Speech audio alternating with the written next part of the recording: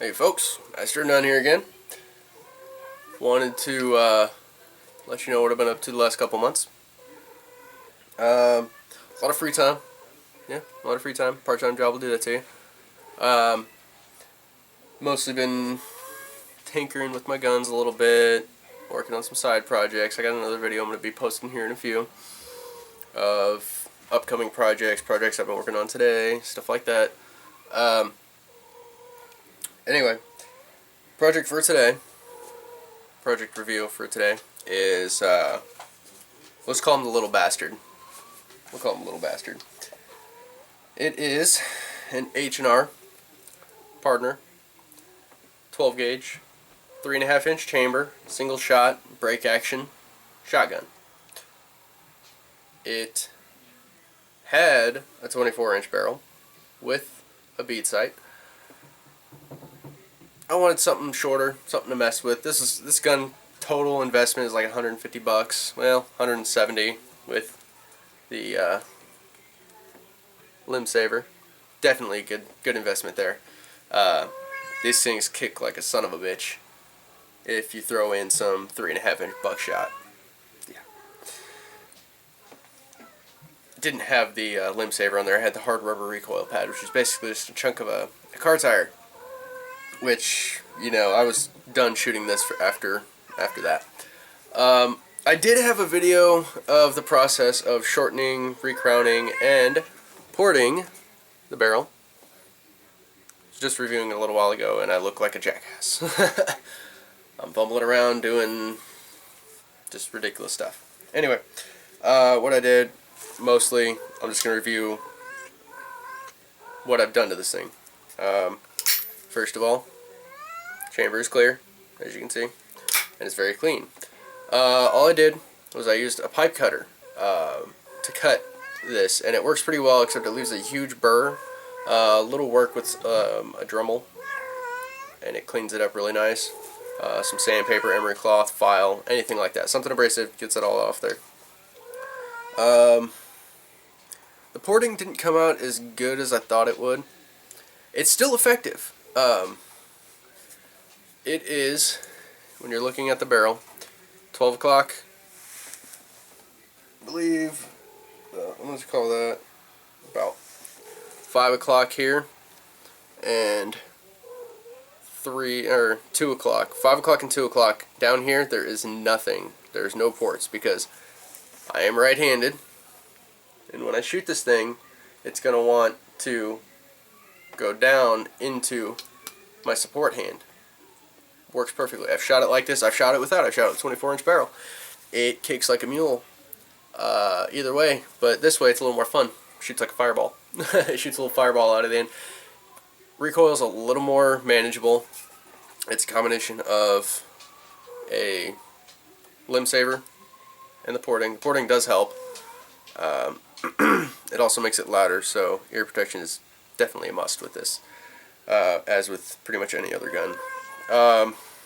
Painted the stock and forend black. I had to actually file it down a little bit. They're a little fat through here, and a little close grip here. I don't really have extraordinarily large hands, but it was a little too close for me. Now it's still a little close, but I'm in the process of making a sling for it. It's black and yellow paracord, like black and yellow, I guess you can call it camo. It's like black and yellow. Would you shut up? Freaking cat going crazy. Anyway, black and yellow paracord. No big deal there. I mean, it's I guess you'd call it a bug bar weave. I don't know. There's tutorials all over the place about it. Makes it really wide and really thin. I'll probably do a pad on that, but anyway, I just wanted to let you guys know what I've been up to. Also, in this one, I don't know if it comes standard with these because I bought it used from the Cabela's I worked at. It had a counterbalance in here. I thought it was a mercury recoil reducer, but it was actually just a solid bar of steel.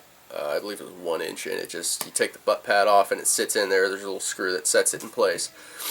I've shot it without it and I've shot it with it. I prefer it with it. Extra weight. Makes the whole gun about, I'm going to say 8.5, 9 pounds, somewhere around there, which is a little heavy for a single shot, but again, shortened barrel. Not really fun to shoot if it's super lightweight, especially when you get up into 3-inch shells. I prefer 2 3/4 personally. I don't like shooting anything heavier than that, and that's, I mean, that's just preference. Some people think they have to have 3-inch, 3.5-inch, you know, number 4 shot for their geese. Whatever. I bet you I can take, well, not me personally. Someone who's experienced could probably take as many geese with this gun as someone else could take with their $1,500 Benelli, whatever, you know, with 3.5-inch chamber. Got the gigantic ass goose loads. Not going to get into that right now. Anyway, other thing I've got is my Remington 870. Was a Wingmaster, still is a Wingmaster, technically. I polished the receiver, and then put a, the automotive paint on there. I primed it and put the paint on there. This is a Blackhawk adjustable stock and forend, and I also have a 10-round extender on it. The barrel's cut to, I think it was 24 or 26 inches. I cut a fair bit off the end. It was a 30-inch barrel. Full choke. Not a full choke kind of guy. I don't do a whole lot of hunting. I do trap shooting every now and then, which, I mean, obviously this isn't going to be for trap shooting anymore. This is like home defense configuration, but I've still got the original stock over there. Anyway, cut it down very similar to the H&R, except I didn't port it because I didn't want to do that to this barrel. This is a 2 3/4 only. It's a 1951 Wingmaster. I polished up the ramp. I don't know if you can see that. Let's see if I can angle it right. You can see just a little bit that the trigger guard is blue. Again, this thing was so full of crap whenever I first bought it. Again, used. Obviously, picked it up for $250-ish. It was so full of crap, you could barely cycle it. Cleaned it out, literally stripped it completely apart. Everything. All the little springs, all the little pins and everything's all gone. Took it all apart, cleaned it up, polished it, put a really good shine on the breech, or on the bolt. It's really, really shiny, really slick. Cleaned out the inside pretty good. Got a stainless brush in there, scrubbed it out with some gun scrubber. Give it a good oil. Slicker than snot. Love this thing. Love it. I hit probably 5 times as many pigeons with this as I did with my H&R, which I don't know if it was just the gun itself or what, but the stock on it, the stock that I have with it, with the original butt pad and everything, the length of pole is like 14 3/4 inches, which is about right for me. It's a good length of pole for a traditional style stock. Now for this style of stock, I haven't really measured the length of pole on it. I threw a limb saver on it just because plastic doesn't feel good when you got 12 gauge going through it. Length of pole on this one is, I think, right about 13.5, give or take. I don't know if I like the forend on this.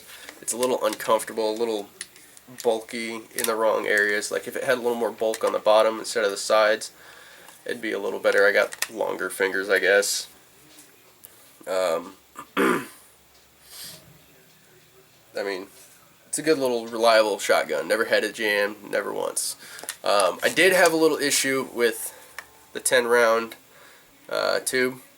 I had it cocked off to the side a little bit, and after about the 4th or so round, you'd start to have issues with feeding, because, as you know, the standard is 4 rounds plus 1 in the chamber. So after about 4 rounds, you'd get that other, you'd get the plug coming through, and it'd catch up in here, right up in this area, and you could feel it drop the next shell in. It would like punch it in, and you could actually feel it bump. But I torqued it back, corrected it. There's that. I also have yet another gun in the works. Picked up a hex receiver Mosin.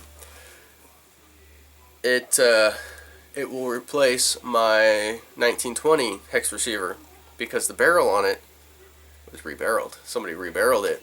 It's cocked off to the side a little bit, but it slugged exactly 308, and I actually have it. That's not it. Here it is. Let's see if I can get it to show up.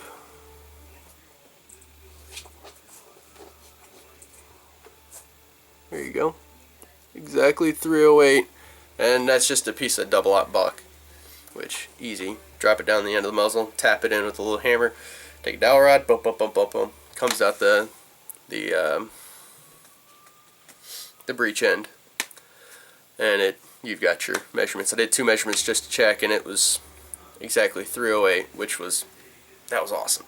And it came with a laminate stock. I might show that later.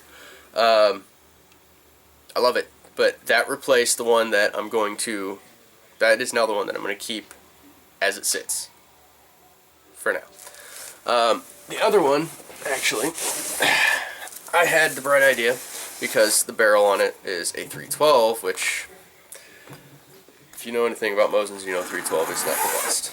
It is terrible. I mean, not so bad considering they use 311 bullets, but you're not going to get as good of accuracy out of a 308 bore. I got the idea to do a somewhat scout rifle as far as the length. It's kind of a hybrid. It's a Mannlicher style stock on the front. It is a Monte Carlo style stock cheek piece. It is a scout style gun in that the length is short, and it is, I don't know what else, but as soon as I get it out of this gun, I will show you. And keep in mind, the stock looks like a patchwork. That's because it is. It's a pattern stock to start with. This was one of the first 2 Mosins that I bought. I bought 2 of them at the same time. I sold my other one, didn't get very much for it. But this one I held on to for the longest time because I'm just like, yeah, I'll just hang on to it. But I got my other one for a steal. $65 plus tax, which in South Dakota is only 6%, which was nice. Now I'm back in Missouri with 7.75% tax. But here's the beast. Like I said, Mannlicher style stock. It's got a potato grip right here. It's got a Monte Carlo style cheek piece. And then, fun fact, this is from my H&R partner. His butt pad. I lengthened the length of pole. Of course, rose the cheek piece. Put in the pistol style grip, which it's still a little close. I got a lot more work to do on this thing. I got to cut this back another ½ inch or so. The front end feels alright. I got to do just some finish work on it. The barrel is free floated as of right now. I use Bondo, which that's what all this crap is. This is the green Bondo back here. Up here, it works good for filling in chunks of areas. Again, the standard Bondo here. I just keep adding pieces to it until it's the way I want it, until I'm satisfied with it. And then I'm going to buy, I don't know if I'm going to buy a laminate chunk or if I'm going to buy a chunk of walnut, because the laminate's going to be a lot cheaper, of course, because last time I checked, a piece of walnut this size is like $65 plus shipping, which is pretty damn expensive. It's gotten ridiculous. Ironically, this is walnut, and this is walnut. It's from the last stock that I tried to do, which didn't work out at all. Anyway, this video is getting kind of long. Basically, okay, one more thing. This is the ATI rail mount, scope mount, whatever. It is pretty sturdy in there. I have a bolt handle, or I have a bolt body, I should say, for that. A failed attempt at a bent bolt handle in which I tried to thread a half-inch piece of steel into the bolt body, and it came out all jacked up, and it just... Basically, I'm just gonna put a plug in it, drill it, tap it, put a screw in there with some Loctite, some red Loctite, and then I will do the ATI bolt handle, which I have an extra one for this. And that will take care of that, because as of right now, this one shares a bolt handle with the other one I have. If I ever use it, I no longer have a bent bolt handle one, because that's the one I sold. It was the ATI Mosin. I think I got like $200 for it, which, whatever, I needed the money at the time, and I was sick of dealing with that one. I wanted to move on to new, bigger, and better projects, i.e. I don't know. I haven't figured out a name for it yet. When I do, you all will be the first to know. After me, of course. Anyway, I'm going to go ahead and wrap up this video. If you guys got any tips, ideas, or anything for any of my guns, any ideas, or, you know, just any all-around complaints or whatever, feel free. Whatever. I don't care. I'll respond sometimes, unless you're a total dick. Then I won't, you know. I'll just delete it. That's like my favorite thing to do, just delete a dick's comment. Anyway, until next time, YouTube, stay beautiful.